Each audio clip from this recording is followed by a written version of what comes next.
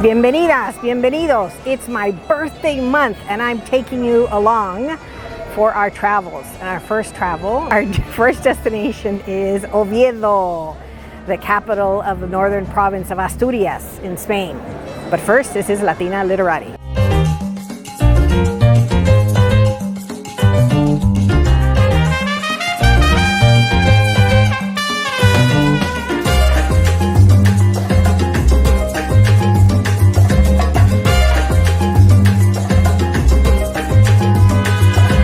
Asturias, northernmost province in Spain, known for its cider, its cheeses, its beautiful green mountains, and its fiercely independent people. Since Paleolithic times, over 100,000 years ago, fierce tribes inhabited the entire Cantabrian coast. And about 30,000 years ago, we have rock paintings, beautiful, from that time and from those pre-Celtic, pre-Indo-European people that inhabited this entire area. About 5,000 years ago, the people who lived in this area left the caves and left the areas and started to build settlements and agriculture and domesticated animals. So that's really the big shift in the area. So the people of the Cantabrian coast lived from this area all the way up to Brittany in what is now France. And after Indo-European and Celtic peoples arrived, they were subsumed into those cultures. In fact, one of the most beautiful things that is still left from the Celtic culture is the traditional instrument of the area called gaita, or bagpipes. So here you see some beautiful traditional dances with the bagpipes.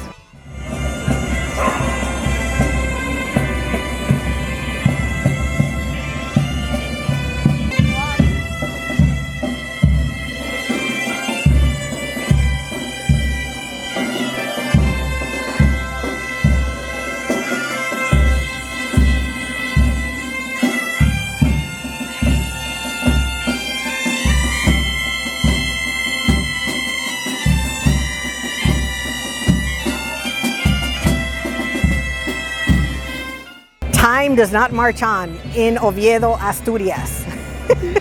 So from the Douro River in Portugal, in current day Portugal, all the way to what is now León and beyond, the fierce groups of Cantabrian peoples defended these lands in ways that Greek and Roman historians said were legendary.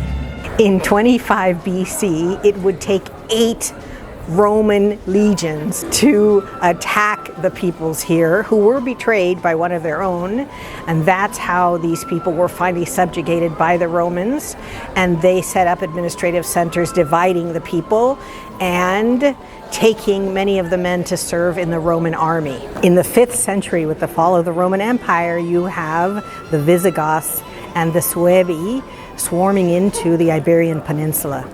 But again, the very, very strong tribes of the Cantabrian coast fought them off, and so they were never subjugated to those that conquered Rome.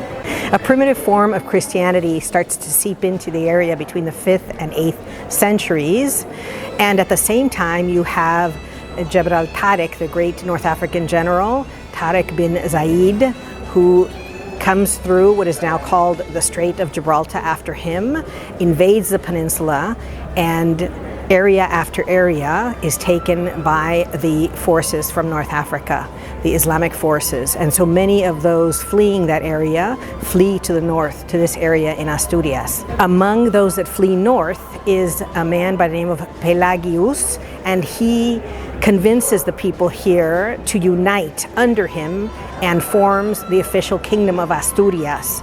So it is the oldest of the kingdoms in the Iberian Peninsula. You have in 1388, you have the Treaty of Bayonne, whereby the two contenders for the Castilian throne come to an agreement. They decide to marry their children, Enrique or Henry III, and Catherine of Lancaster. So the marriage of Henry III and Catherine of Lancaster is celebrated in the Cathedral of Palencia. From 1388 to the present, those who will take the crown of Spain are called the Princes of Asturias. Currently, the Princesa Leonor is the Princesa de Asturias because she's the next in line for the throne. Since Roman times, the wealth here has been the gold mines. And so Rome extracted gold. Every other group that has been in charge here extracted gold from these mountains, as well as developing huge fisheries, because the Cantabrian Sea is very rich in different types of fish. And so the culture here is also very maritime in its establishment and development. The mining continues to this day, as does the fishing. And of course, every province of Spain was affected by the Civil War.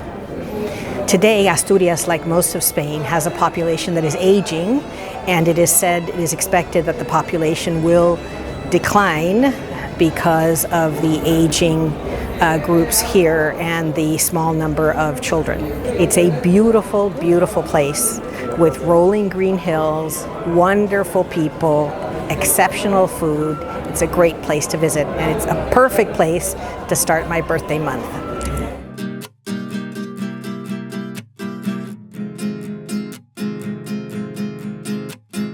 And now for my favorite part of the video, the book recommendations.